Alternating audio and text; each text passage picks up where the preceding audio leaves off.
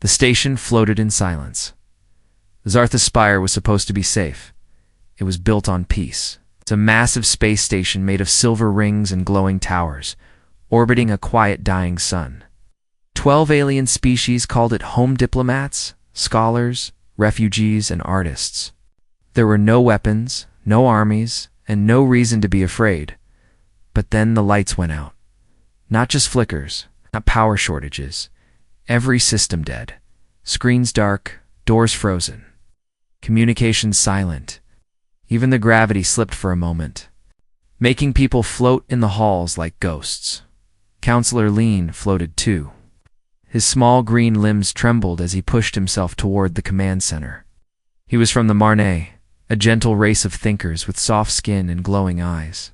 He had never seen war. None of them had. At the command hub, other alien leaders had gathered, tall Zithan diplomats with silver skin, small Thari with wings.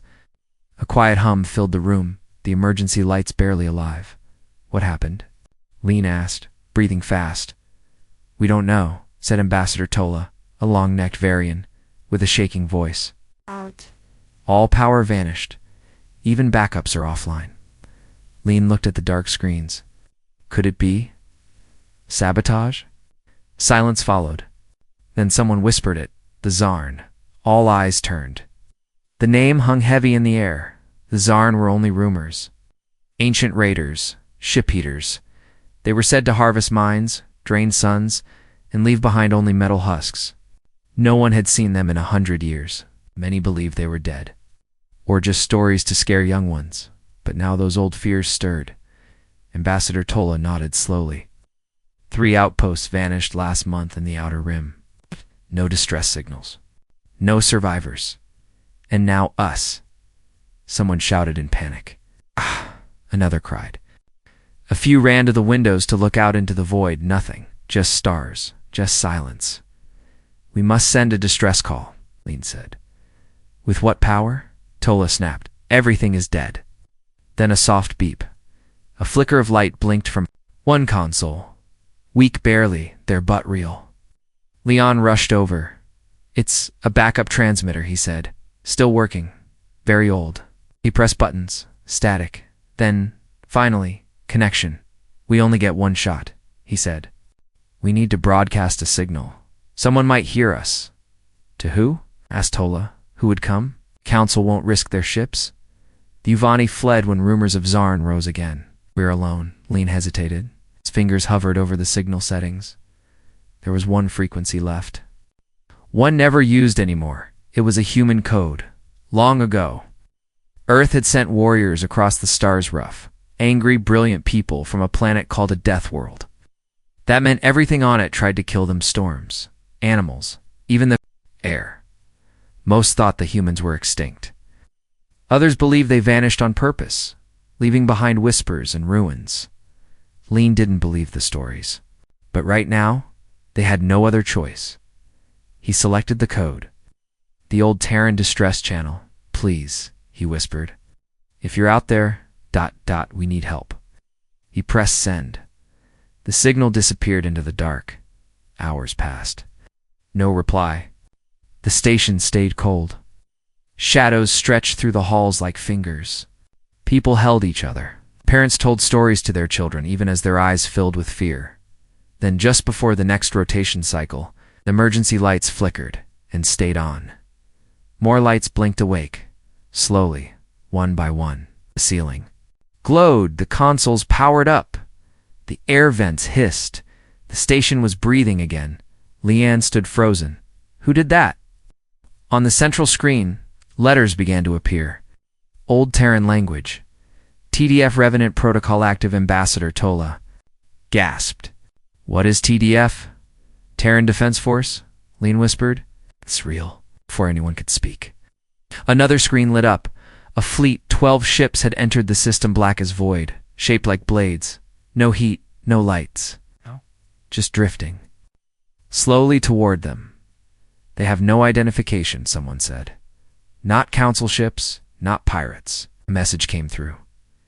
No face. Just audio. Broken. Gritty. Human. This is Ghost Fleet Alpha. Earth received your scream. "Stand by. We are entering the dark." No one spoke. No one moved. Lean felt something cold and powerful move through him. Not fear exactly, but something. Deeper, hope, rough, unclear, but real. Someone was coming, and they weren't afraid of the dark. Asterisk, the voice stopped. Silence returned to Zarthis Spire. No one moved. The council chamber was frozen, every eye on the glowing screen. Ghost Fleet Alpha. Earth received your scream. Echoed again and again in Counselor Lean's mind. Earth wasn't supposed to exist anymore. "Is this real?" whispered Tola, her tall frame trembling. Lean could barely speak. I think so." The message had come on an old radio wave, something no modern species used anymore.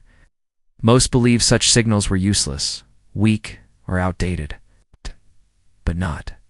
Humans, they always did things their own way. "Try to respond," said Tola. Leanne pressed the console, fingers shaking. "This is Zarthis Spire. We received your message. Please identify your fleet. Do you come in peace?" No reply. The ships kept moving toward the stations low, silent, their engines cold or maybe hidden. The sensor logs showed nothing. Names, no heat, no engine trails. It was like the ships were ghosts. Others in the room began to panic. They're not answering. Maybe it's a trick. What if it's the Xarn pretending to be human? Lean didn't know what to believe. Everything felt too strange, too sudden. But deep in his chest, something told him this wasn't a trap. Something about the voice. It didn't feel like fear. It felt like anger. Like fire held in a cage. Then the station lights came back fully. All systems restored. Doors slid open. Oxygen levels returned to normal. Screens began to show movement again. Every system had been locked. Now they were unlocked. But no one on the station had done it. "It's them," Leanne said quietly. "They did this." Tola stepped closer to the central display. The Terran ships were now in orbit, right above them.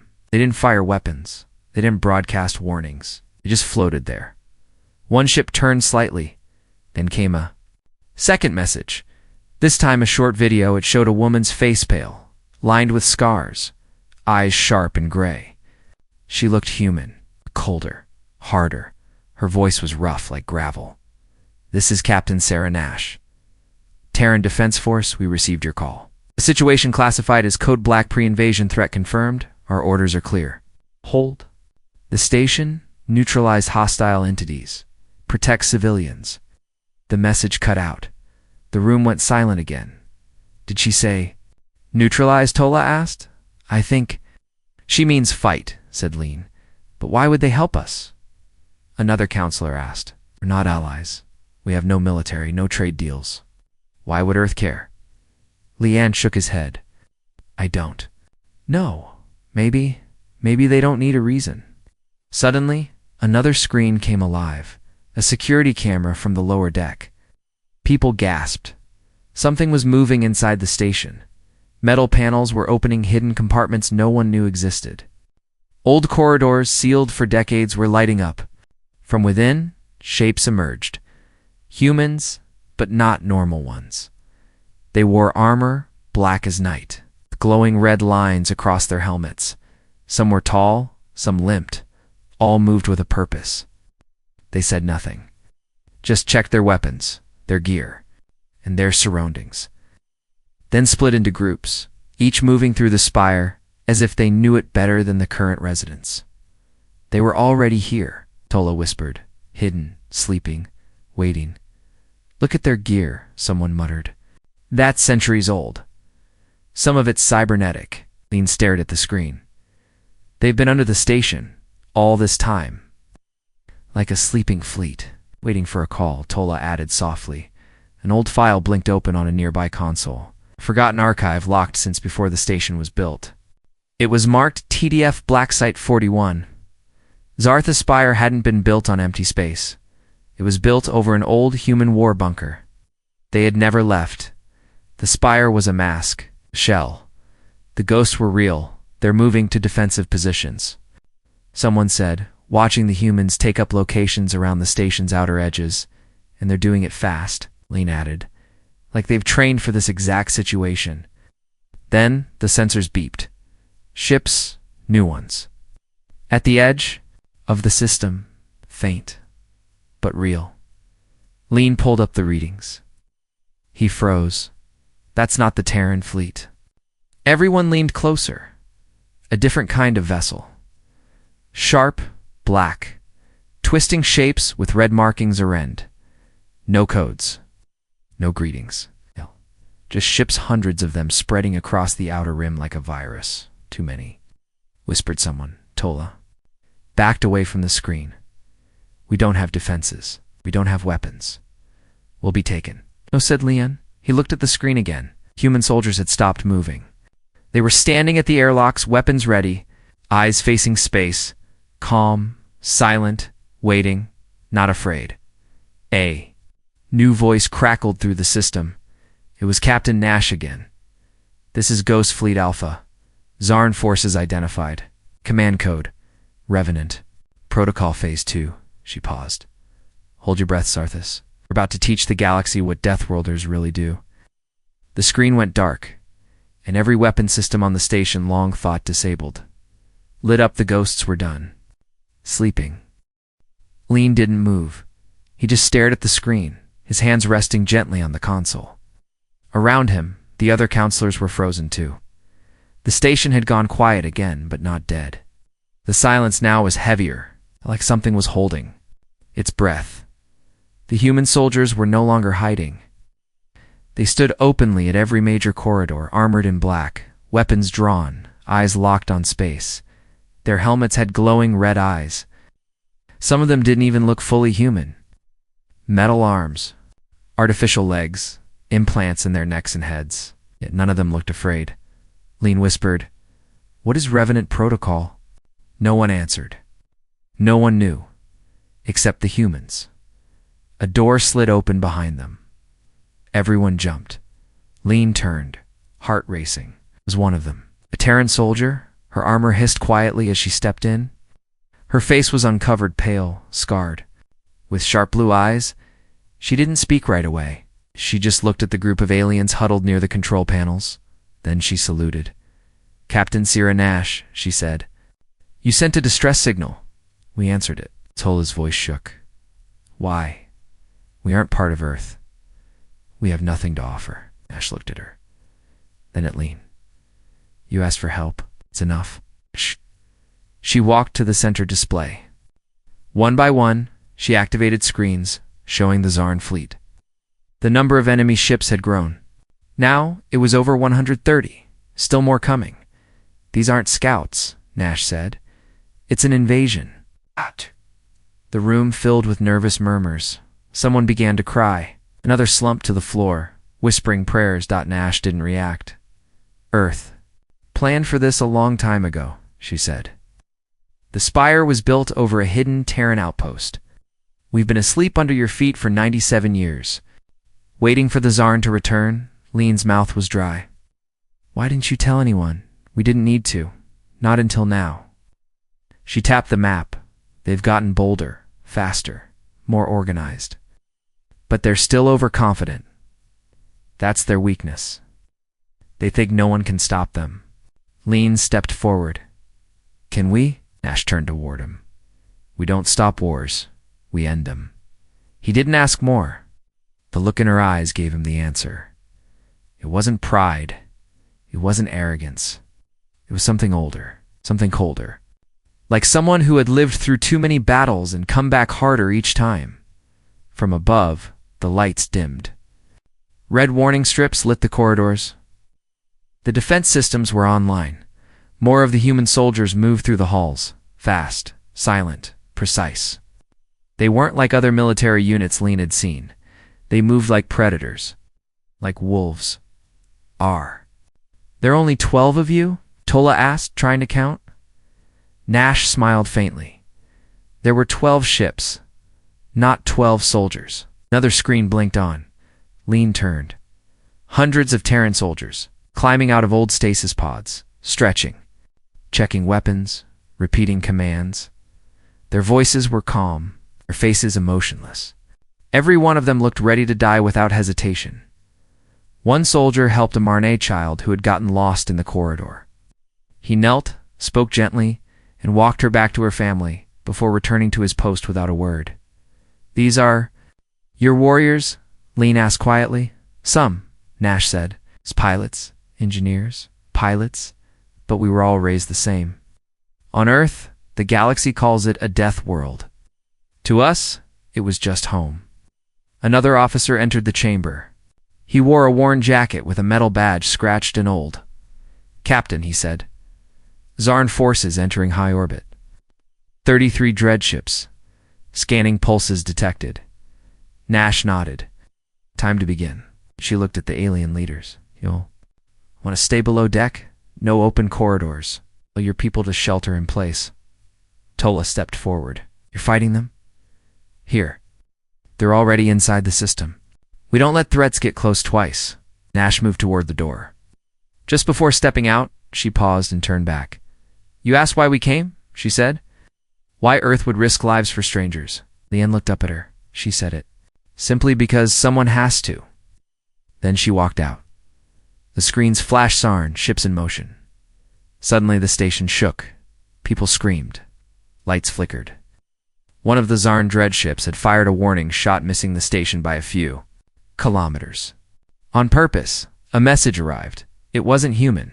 It wasn't friendly. It was raw and cold. "Surrender now, or be harvested." Everyone looked at the screen. Another message followed, this time from Captain Nash. audioonly.com/unshaken. "Well, this is Earth. Come and try." The lights on the Terran fleet brightened. Weapons charged in from deep inside the asteroid field behind the station. More human ships appeared.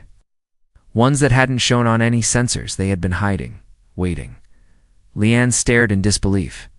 The Ghost Fleet wasn't 12 ships, it was hundreds. Asterisk, no one knew they were there, not even the station's own sensors. The asteroid field behind Zarthis Spire was thick, full of dense rock and debris. No one would expect ships to be hiding inside it, but there they were, dark shapes, slowly coming into view.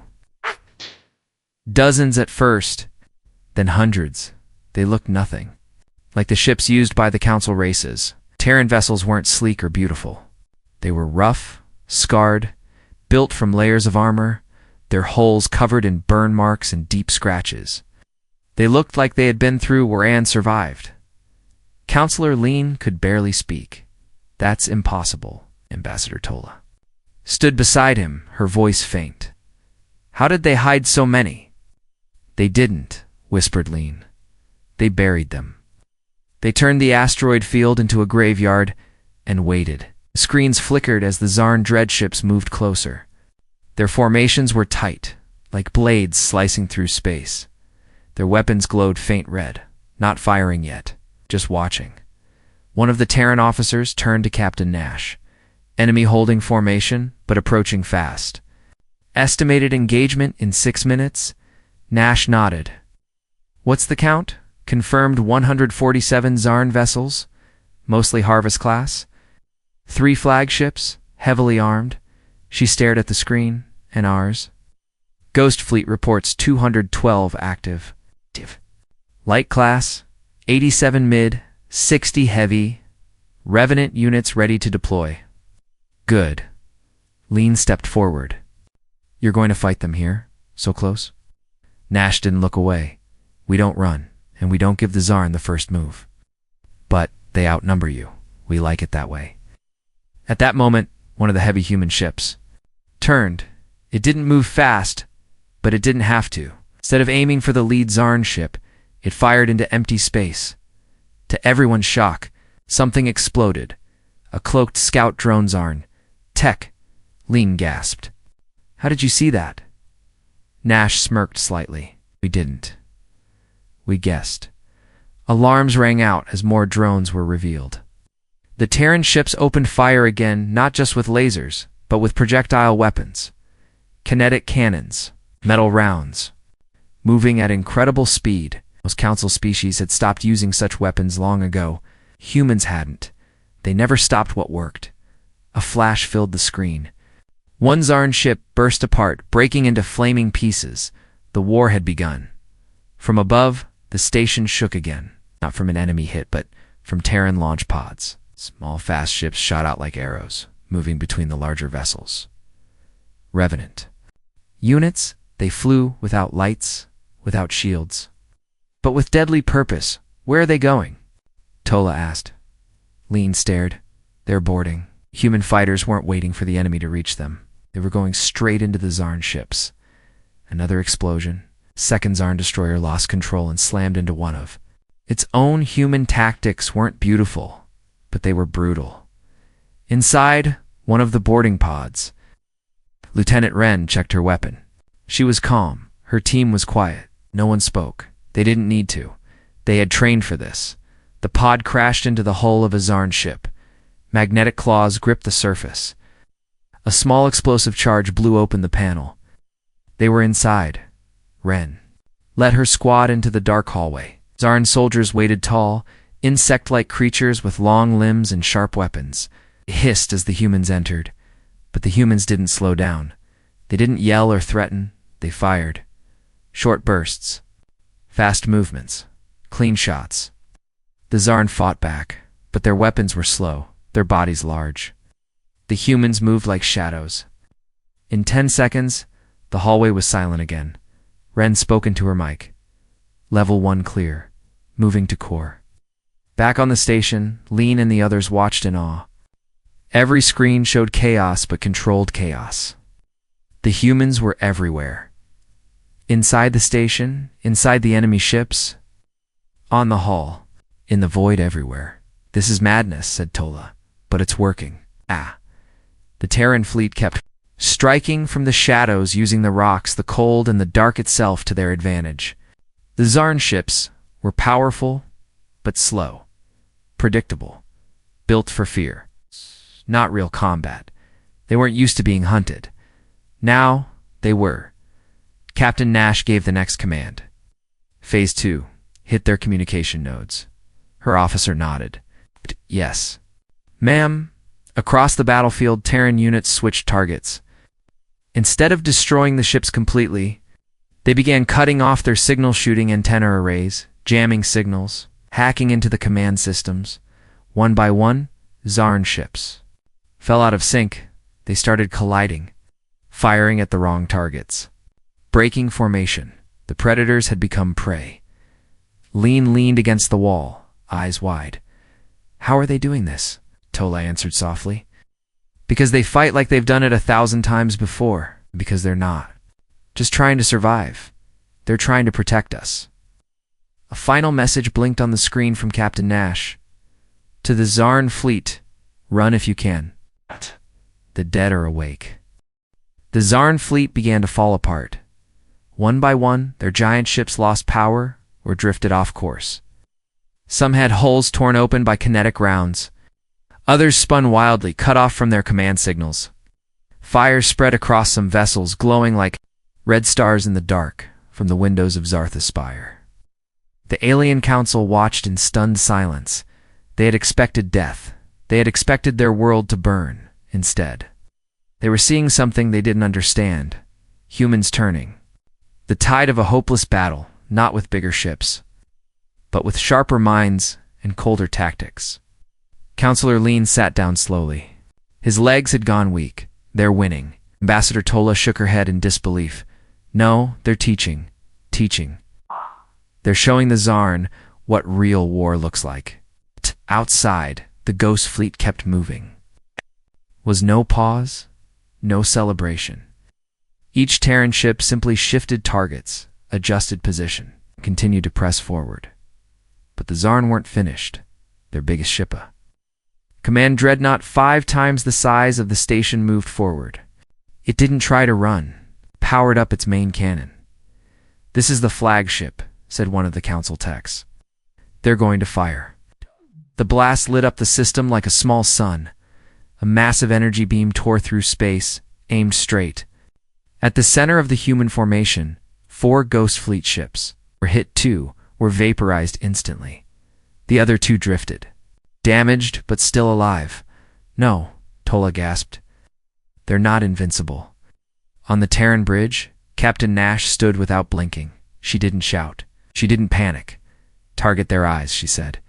Within seconds, the remaining ships adjusted course. The Terrans weren't aiming at the dreadnought's engines or weapons. They were going for the sensor-clustered small, fragile dishes mounted along its sides. Rounds flew. Missiles followed. In a coordinated strike, the dreadnought sensors exploded in a series of bright flashes. Suddenly, the massive ship was blind. It kept firing, but the shots missed wide. Random, useless.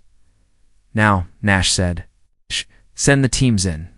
From one of the Terran heavy ships, 6 boarding pods launched toward the dreadnought. Inside Pod 3, Lieutenant Wren tightened her grip. This was the heart of the enemy. Status? She asked. 10 Xarn squads on board, her teammate replied. All waiting near the core. They know we're coming, said Wren. Good. Their pod slammed into the dreadnought's hull. Sparks flew. The hatch blew open, and Wren and her team moved inside. The corridors were massive, wide enough for the huge insect-like Xarn soldiers. Red lights flashed. The air smelled burnt and oily. It felt like a trap. And it was. Blasters roared. The Xarn fired from the upper walls, trying to catch the humans in a crossfire. Wren didn't flinch. She tossed a smoke pod and shouted, "Go low." Her team dropped to the ground, sliding under the thick smoke. They moved like water fast, smooth, quiet. Xarn never saw the blades coming. One by one, they fell. Quick strikes to weak points. Lost. Cuts between their armor plates. Humans didn't just shoot, they closed the distance. They didn't fear hand-to-hand combat, they welcomed it. Within 5 minutes, the corridor was clear.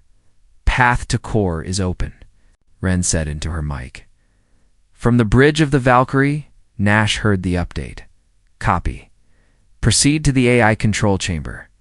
Back on the station, Leanne watched every screen. He had never felt like this before, fear and hope fighting inside him. One moment he wanted to run. The next, he wanted to cheer. He turned to Tola. Do you think they'll survive this? She looked at him, eyes wide. They were never meant to survive. They were meant to finish it. Inside the dreadnought, Wren's team reached the core. The control chamber glowed with pulsing red lights. A massive brain-like machine sat in the centers, Arntech that controlled dozens of ships at once. It's feeding commands across the fleet. Her engineer whispered, If we take this out, they lose coordination. Do it. Explosives were set as they prepared to leave. Something moved. A Xarn commander larger than the others, armored like a tank, stepped from the shadows. Its claws were the length of swords. Its eyes glowed with rage. Wren's team raised weapons. The Xarn moved first. It knocked 2 soldiers aside with one blow. Another was thrown into the wall. The room shook with every step. Wren ducked under its swing, rolled, and fired 3 rounds straight into its eye. The Xarn stumbled, but didn't fall. It roared and lunged. She stood her ground at the last second. She pulled a blade from her belt and slammed it upward into the joint of its neck. The creature froze. Then dropped. She panted, blood on her face. Charges ready? She asked. Yeah, her teammate gasped. Let's light it up. They ran. Seconds later, the Terran pod blasted out of the dreadnought. Behind them, the entire ship shook and then exploded from the inside. On Zarthis Spire, the flash lit up the whole sky. Leon covered his eyes. When he looked again, the Xarn dreadnought was gone. And the Xarn fleet was running. The dreadnought was gone. All across the battlefield, the Xarn ships paused. For the first time, they looked confused. They didn't retreat all at once. Some turned. Some floated without moving. A few still fired blindly. The Mew could see it. On Zarthis Spire, Counselor Lean stood in silence. The others were quiet too. No one cheered. No one clapped. They only stared at the dark space where the enemy's strongest ship had just vanished in fire. Ambassador Tola whispered, "They actually did it." Lean didn't answer. He was still trying to understand what he'd seen. Yes, humans didn't fight like anyone else. They didn't fight for glory. They didn't fight because they had something to prove. They fought like it was their duty, their purpose. Like protecting others was built into their bones. The communication screen flickered. Captain Nash appeared. Her face was calm, but there was blood on her temple. Smoke behind her. It's damage on the walls of her bridge. "This is Captain Sierra Nash of the Terran Defense Force," she said. "The Xarn flagship has been destroyed. Fleet cohesion is breaking. Remaining ships are falling back." Everyone in the chamber exhaled at once. Quiet breath, relief mixed with disbelief. But then the alarm sounded again. A new energy reading, bigger than anything before. Lean turned to the screens. "What is that?" One of the station's scanners lit up with red. A single ship was entering the system, no weapons showing, but it was huge. Larger than any Xarn ship they'd seen so far. It looked like a moon with jagged metal growths. It didn't match any design. "What is it?" Tola asked. No one answered then. No message came. From the Xarn, but it wasn't like the others. It was slower, colder, almost mechanical. "You have chosen resistance. You will now face the harvest engine." Leanne felt his hands go cold. "Harvest engine?" The human officers reacted immediately. Captain Nash's face hardened. "Pull back the boarding units," she said. "All ships regroup." The officer next to her asked, "Ma'am, do we engage?" Nash stared at the display.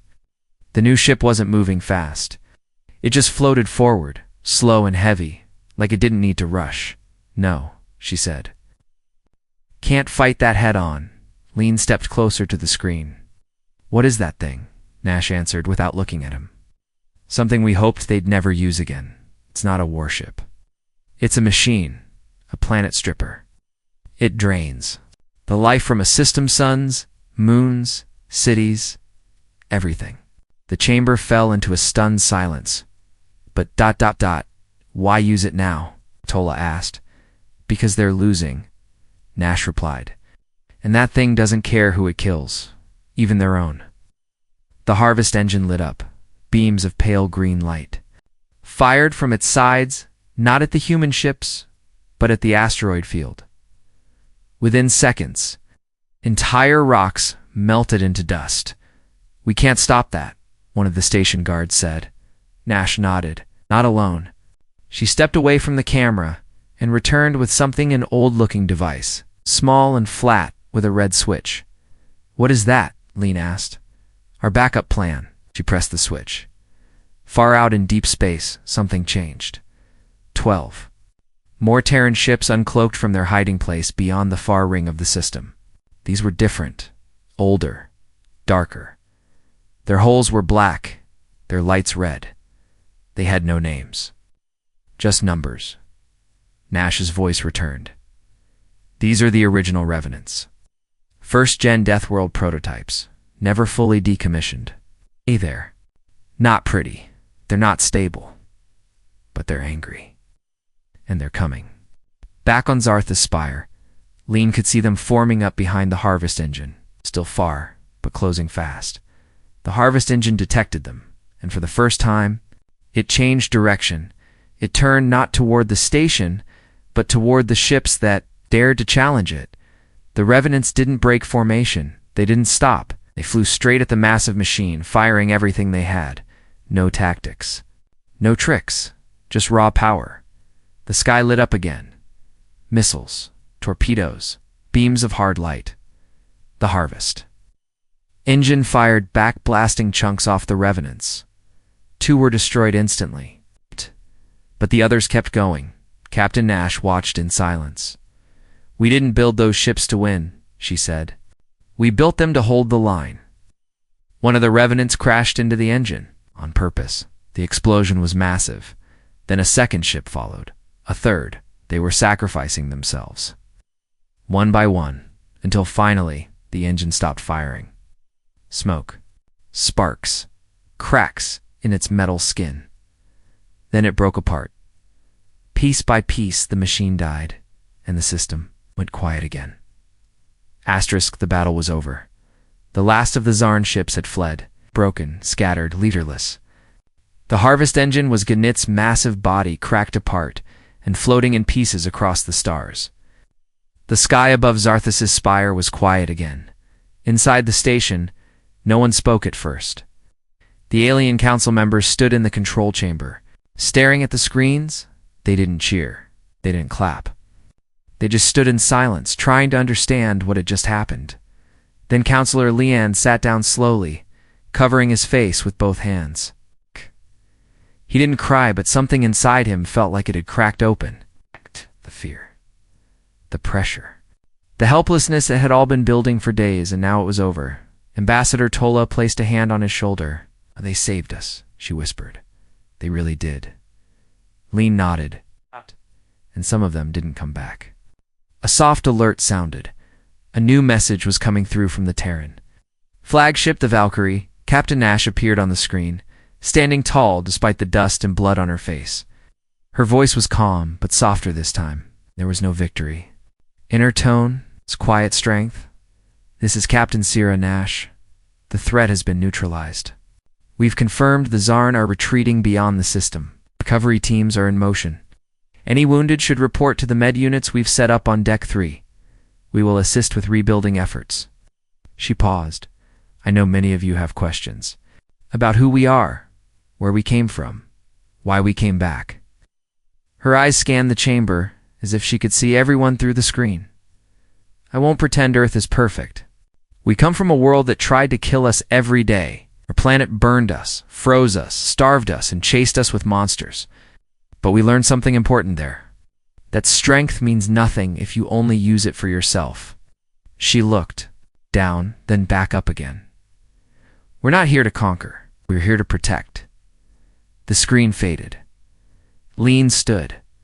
"She means it." Tola nodded. "They all do." Later that day, the doors of the station opened. For the first time since the attack began, people walked freely again. Families left the shelters. Children laughed. Even the gardens outside the main ring, once closed off, were open to the light, and the humans, they stayed. They didn't pack up and leave after the fight. They walked the halls with tired faces and heavy gear. Some helped repair damaged systems. Others guided lost civilians. Medics treated injuries without asking for anything in return. Lean watched a young human soldier kneel to fix a broken cleaning drone. The machine buzzed softly, blinking a little light. The soldier smiled and stood up, giving it a gentle pat. Nearby, a group of children from 3 different species had formed a small circle, tossing a glowing ball between them. One of the kids had a Terran jacket draped over his shoulders like a cape. Lean turned to Captain Nash, who stood beside him now. Her helmet was tucked under one arm. "Your people, they don't act like what we were told." Nash smiled faintly. "We've been misunderstood for a long time. We were taught Earth was gone, destroyed. Your kind vanished." "We didn't vanish," she said. "We just stopped answering the wrong calls." Lean looked at her, puzzled. Nash explained. "The galaxy wanted trade, politics, power. That's not what we're for. We're not diplomats. We're not rulers. Then what are you?" Nash looked out at the stars. "We're a warning and a promise." Lean tilted his head. "Warning to who?" "To those who think kindness is weakness.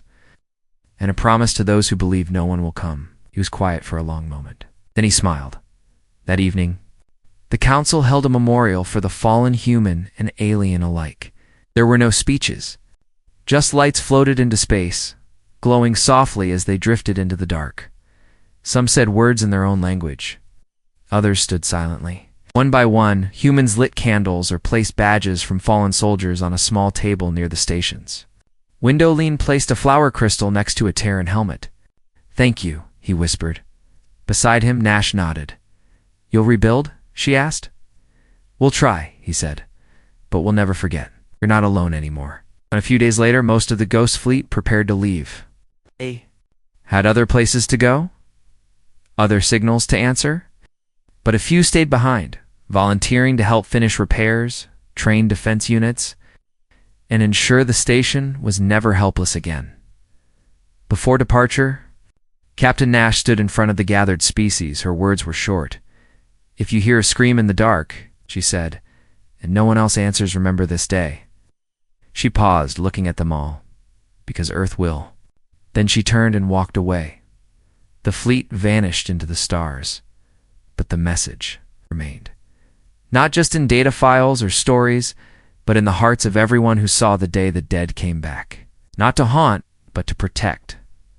Zarthis Spire stood strong, and the galaxy had changed forever.